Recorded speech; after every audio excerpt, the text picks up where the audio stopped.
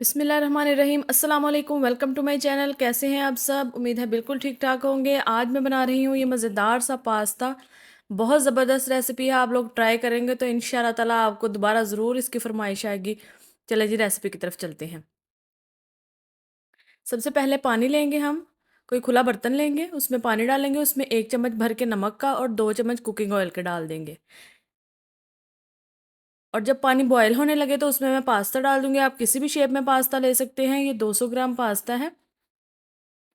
इसको हम boiling water में डालेंगे। ये देखें पानी अच्छी तरह से अब बॉयल होना शुरू हो गया है। तो इसको हम 8 मिनट टाइम देख के पका लेंगे। इसको ओवर कुक नहीं करना। ये 1 कप पास्ता वाटर मैं रिज़र्व कर लूँगी, इसको हम बाद में यूज़ करेंगे। ये देखिए पास्ता को आपने बिल्कुल ओवर कुक नहीं करना, ये टूट जाता है फिर अच्छा नहीं लगता। ये पास्ता को मैंने ठंडे पानी से धो लिया है और इसके ऊपर 2 टेबलस्पून कुकिंग ऑयल के डाल देंगे और इसको अच्छी तरह से मिक्स कर देंगे ताकि पास्ता आपस में जुड़े ना। इसको किसी खुले बर्तन में डाल के रखेंगे कि आपस में जुड़े नहीं। ये अब इसकी मैरिनेशन रेडी करेंगे। ये चिकन लिया है मैंने, 200 ग्राम चिकन है, 1 टीस्पून नमक, 1 टीस्पून ब्लैक पेपर पाउडर और इसमें मैंने 1 टीस्पून पेपरिका भी डाला है और 1 टीस्पून है red chilli powder. 1 tablespoon soya sauce, 1 tablespoon chilli sauce और 1 टेबलस्पून विनेगर का जाएगा। इन सब चीज़ों को डाल के हम अच्छी तरह से मिक्स कर लेंगे। ये सारी चीज़ें मैंने डिस्क्रिप्शन में लिखी हुई हैं, आपको कुछ भी समझ ना आए तो आप उधर से देख सकते हैं। ये देखें जी चिकन अच्छी तरह से मैरिनेट हो गया, इसको हम 20 मिनट के लिए रख देंगे। ये एक मैंने कढ़ाई ली है, उसमें मैंने 8 टेबलस्पून कुकिंग ऑयल के डाल लिए हैं और उसमें मैंने 2 चम्मच भर के लहसुन डाला हुआ है चॉप किया हुआ।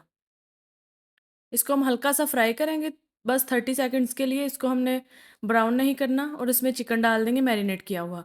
यहाँ पे हमने फ्लेम थोड़ी सी तेज़ रखनी है क्योंकि अगर चिकन बोनलेस को हल्की फ्लेम पे डालेंगे तो वो अपना पानी छोड़ देता है, चिकन इससे हार्ड हो जाती है। वैसे ये मैरिनेट हुई हुई है तो ये बस 2 से 3 मिनट लेगी गलने में।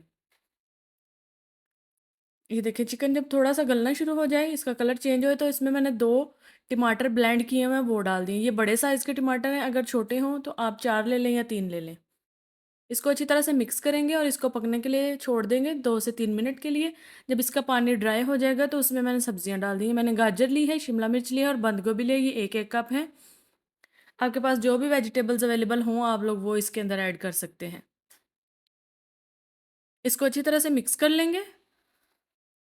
1 टीस्पून नमक, 1 टीस्पून ब्लैक पेपर पाउडर और 2 tablespoon soya sauce, 2 tablespoon chilli sauce और ये 8 चम्मच हैं केचप के, टोमेटो केचप है ये।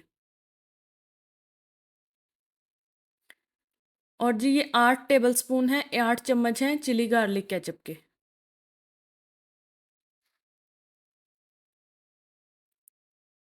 और जो मैंने पास्ता वाटर रखा था वो आधा कप पास्ता वाटर का इसके अंदर शामिल कर देंगे।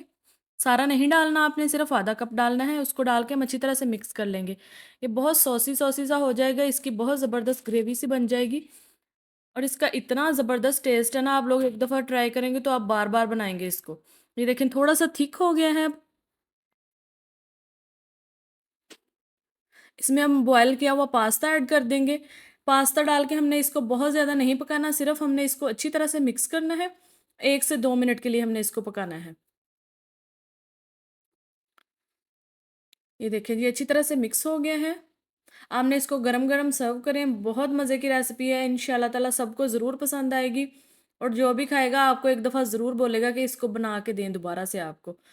अगर आपको ना पसंद आई तो आपने कमेंट्स में आके मुझे बताना है कि ये रेसिपी अच्छी नहीं है। मैं आपको रिकमेंड कर रही हूँ कि आप मेरे कहने पे एक दफ़ा ज़रूर बना के देखें।